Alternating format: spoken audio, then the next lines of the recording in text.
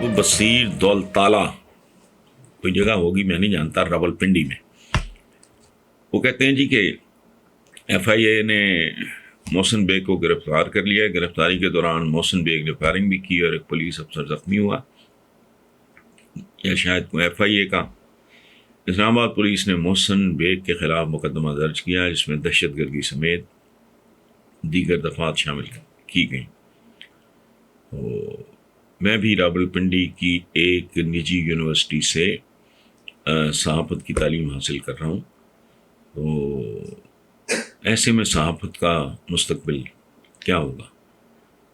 عبد البصیر صاحب، آپ میرے بیٹوں کی طرح ہو، چونکہ آپ نے بتایا کہ آپ ابھی مجھے یونیورسٹی چھوڑے ہوئے 40 سال ہو گئے، تو آپ مجھ سے بہت میرے چھوٹے بھائیوں، میرے بیٹوں کی طرح ہوا.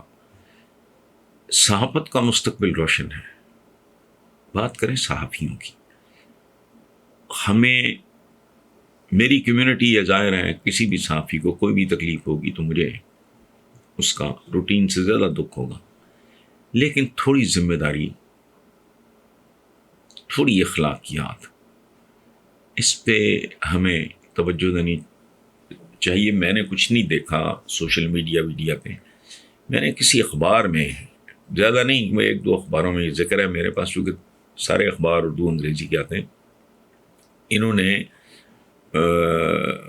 ریحام خان صاحبہ کہ ان کی کتاب کے حوالے سے مراد سعید کے بارے میں انتہائی غلیظ اور شرمناک کتاب کی آڑ، ٹھیک ہے، تو وہ جو ہنٹ میں نے دیکھا، اور آج ہمارا جو اپنا پروگرام ہے رپورٹ کارڈ جیو کا، اس میں بات ہوئی، تو اٹس ڈیفیکلٹ ٹو ڈیسائیڈ. ابھی چونکہ بہت زیادہ گرد ہے اس کیس پہ، انہوں نے فائرنگ کیوں کی، ان کو چاہیے تھا اپنے ملک کے قانون کا احترام کرتے، گرفتاری آرام سے دے دیتے، یہ وہ سارا. لیکن وہ کچھ کہہ رہے ہیں، ایف آئی اے کچھ کہہ رہی ہے، عدالت دیکھتے ہیں کیا کہتی ہے، اور یہ ذرا دھول بیٹھ جائے، گرد بیٹھ جائے، پتہ لگے. لیکن ایک بات، اس میں کوئی شک نہیں کہ ہم میں سے کسی کو زیب نہیں دیتا کہ کسی کی کردار کشی میں بالواسطہ یا بلا واسطہ کوئی رول پلے کرے، خاص طور پہ. لیکن کیا کریں، ہمارے تو پارلیمنٹیرینز جو ہیں وہ ایسے ماشاءاللہ چیزیں نئی نسل کے لیے انٹروڈیوس کرا رہے ہیں. سو میں اس تفصیلیں نہیں جانتا، لیکن اتنی بات ضرور ہے کہ مراد سعید صاحب کے بارے میں جو میں نے پروگرام کے دوران آف دا ریکارڈ، ظاہر ہے وہ ٹیلی کاسٹ نہیں ہوگا، بریکس میں بات ہوتی، جو گفتگو مراد سعید کے بارے میں کی گئی محترمہ ریحام خان کی کتاب کے حوالے سے، اسے کیے بغیر بھی پروگرام اچھا کیا جا سکتا ہے. آپ یقین کریں کہ میرا اپنا چینل ہے یہ، تو میں نے شاید ہی اتنی سخت زبان کبھی زندگی میں استعمال کی ہو جتنی میں نے شروع میں، ابھی نہیں، اپنے لوگوں کے لیے، کہ تم سنسنی خیزی سے باز آؤ. کسی کی کیریکٹر اسیسینیشن، ہمیں قطعاً کامیابی ہر بندے کو چاہیے، لیکن وہ آدمی گھٹیا ترین ہوتا ہے جو کامیابی ہر قیمت پہ، کامیابی کی بھی ایک قیمت ہے.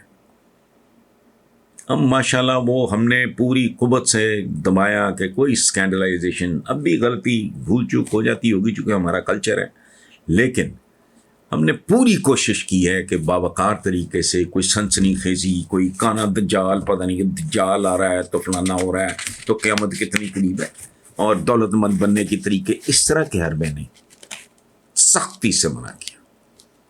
اور وہ الحمدللہ ہم بالکل 5 لاکھ ماشاءاللہ ہمارے سبسکرائبرز ہیں، اور مجھے لوگ کہتے ہیں کہ آپ نے کبھی سبسکرائبر بننے کے لیے آپ نے کبھی نہیں کہا، تو میں کہتا ہوں کہ نہیں، مناسب نہیں ہے، یہ فیصلہ ہمارے ویور نے کرنا ہے. میں نہیں امبیرس کرنا چاہتا، کوئی اگر نہ کرنا چاہے میں کروں تو اس کو ایک ہلکا سا ملال ضرور ہوگا، تو اس کی نوبت نہیں آنی چاہیے. پرفارم کرو، بابکان طریقے سے کرو، اور اچھے سے اچھا، پازیٹیو سے پازیٹیو ہیں اس کا کرنے کی کوشش کرنی چاہیے آدمی کو. اب بھائی یہ اب اس زمانے میں باعزت جو middle class upper middle class کے گھرانے بڑی تیزی سے ایک ایسی سچویشن کی طرف because of the global conditions پہنچ گئے ہیں کہ جب تک میاں بیوی دونوں نہیں کما رہے گھر نہیں چل رہا ہے. اور آنے والے دنوں میں یہ انتہا پہ پہنچ جائے گا. لیکن یہاں بے شرم بے حیا اور احمق اپنی اپنی ڈیفینیشنز لے کے بیٹھے ہیں. ان کو کک سمجھ نہیں ہے کہ مستقبل میں ان کا حال اس سے بھی برا ہوگا. اچھا، world bank, world economic forum اور اکنامک انٹیلیجنس یونٹ وغیرہ بنگلہ دیش کی ترقی کو ونڈرفل پزل کہہ رہے ہیں. ونڈرفل پزل ہو جو کہتے ہیں میں پزل ہو گیا، جو چیز سمجھ نہیں آتی بچے کرتے ہیں پزل مزل، مجھے اس کا لمبا چڑھا نہیں پتا. Wonderful puzzle. اچھا، اور یہ وہی ماتڑ بھوکا ننگا کالا پیلا ناٹا چھوٹا بنگلہ دیش ہے جس کے بارے میں اس وقت کے سیاسی جینیس ایک امریکن ہینری کسنجر نے جب بنگلہ دیش آزاد ہوا اس کو باٹم لیس باسکٹ قرار دیا تھا. یعنی ایسی ٹوکری جس کا پیندہ ہی نہیں ہے، نیچے سے گلی ہوئی ہے. آج یہی بے پیندے کی باسکٹ پھلوں اور پھولوں سے بھری ہوئی ہے اور ہم کشکول اٹھائے IMF کے پھیرے لگا رہے ہیں. دنیا بنگلہ دیش کی حیران کن ترقی پہ کتابیں لکھ رہی ہے. اچھا، ایک کتاب کا نام ہے بنگلہ دیش the test case of development. اچھا، خلاصہ اس کا یہ ہے کہ اگر بنگلہ دیش ترقی کر سکتا ہے تو یہ جان لینا چاہیے کہ کوئی بھی ملک بہتری کی طرف جا سکتا ہے. لیکن اس کے لیے سب سے پہلی چیز جو ہے وہ انصاف،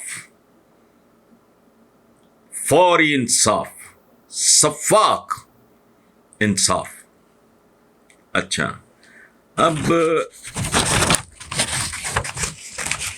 ہم آدھی گوائی عورت فلانا آدھی عورتیں، منیر نیازی صاحب اللہ غنی کا رحمت کرے عظیم ترین شاعروں میں سے ایک، وہ کہا کرتے تھے کہ پاکستان نے کیا ترقی کرنی، یہاں تو آدھی آبادی دیواروں دروازوں کے پیچھے بند کر کے باقی آدھی آبادی ان کی حفاظت پہ بیٹھی ہے. سو میرے بھائی یہ جو آپ نے بنگلہ دیش کی بات کی ہے نا، تو یہ ایک ریالٹی ہے. میں نے تو پچھلے دنوں میرا خیال چند ہفتے بھی نہیں ہوئے، میں نے تو بنگلہ دیش، میں نے وہ کہا تو پتہ نہیں کیا کریں، میں نے کہا چھوڑو پاکستان کو بنگلہ دیش ہی بنا لو، باعزت باوقار ملک ہے. اچھا، اور کمال آپ کو بتاؤں، پاکستان یہ تو بیچارہ پتہ نہیں اب ہمارا حال کیا ہے. بنگلہ دیش نے بہت سے انڈیکیٹرز کی روشنی میں بھارت کو بھی مات کر دیا ہے. 2011 سے 2019 تک بنگلہ دیش کی ایکسپورٹس میں 8.6% کے حساب سے اضافہ ہوا، جبکہ پوری دنیا میں یہ شرح تھی 0.4%. بنگلہ دیش کی اکانومی کا حجم 410 بلین جبکہ پاکستان کی تقریباً 260 بلین. لیکن مصیبت یہ ہے کہ ڈوب مرنے کے لیے غیرت کی بھی ضرورت ہے. بڑکیں، میرے کالم کا عنوان تھا بڑکیں بند بنگلہ دیشی بن کے دکھا دو. تو آپ نے جو کہا وہ ایک بنیادی حقیقت ہے جسے پوری دنیا مان رہی ہے. میرے اور آپ کے کہنے سے کیا فرق پڑنا ہے. یہاں لا اینڈ آرڈر نام کی کوئی چیز نہیں، نہ عدالتی انصاف ملتا ہے، 3 نسلیں برباد ہو جاتی ہیں، نہ اقتصادی انصاف کا کوئی تصور ہے. یہ بالکل جن جفا چند خاندانوں کا، شرم بھی نہیں آتی اس ملک کے دانشوروں کو جو اس جگاڑ کو جمہوریت کہتے ہیں. اور 20 بار میں کہہ چکا ہوں جمہوریت کا لفظ نکلا جمہور سے. جمہور کہتے ہیں عوام کو، یعنی جس نظام نے عوام کو تباہ و برباد کر کے رکھ دیا تم اس کی جفیاں چمیاں لیے جا رہے ہو تو کوئی غیرت کرو. یہ جمہوریت ہے ہی نہیں. دیکھو، اگر عوام، جمہوریت ہے عوام کی حکومت، کوئی عوام تو اسمبلیوں میں دکھائی نہیں دیتے. یہاں تو واردات کی، جگاڑ کی، ٹھگی کی انتہا یہ ہے کہ جو خصوصی نشستیں ہوتی ہیں اس میں بھی بیگمات گھسا دیتے. وہاں بھی کوئی ریٹائرڈ پرنسپل، کوئی ڈاکٹریٹ کی ہو کسی نے، کوئی بڑی ٹاپ کی ویسے ڈاکٹر ہو، کوئی آئی ٹی کی ایکسپرٹ ہو خاتون. کبھی سنا آپ نے کوئی ریٹائرڈ وائس چانسلر اسمبلی میں گیا ہو، کوئی ٹاپ کا انجینئر ہے، وہ کہتا ہے کہ یار ٹھیک ہے میں نے 2-4 سال لگے میں الیکشن لڑتا ہوں؟ سوال ہی نہیں پیدا ہو. کان ٹوٹے بے شرم بے حیا لوگوں کا ایک جتھا ہے اس ملک میں جو روز اول سے وہ قابض ہیں. اچھا، ایک اگر گنڈ کپ جاتا ہے دوسرا گنڈ کپ اس کی جگہ آ جاتا ہے. ایک عام آدمی، ایک پڑھا لکھا آدمی، مجھے ایک بات بتائیں آپ،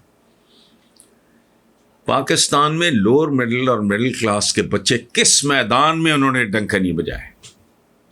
کھیلوں سے لے کے شاعری تک، نثر تک، جج بنے، جرنیل بنے، بیوروکریٹ بنے، اعلیٰ ترین مصور بنے، سنگر بنے، شاعر بنے، you name it, I T کے ایکسپرٹس بنے، پتہ نہیں کیا، ڈاکٹر بنے، انجینئر بنے.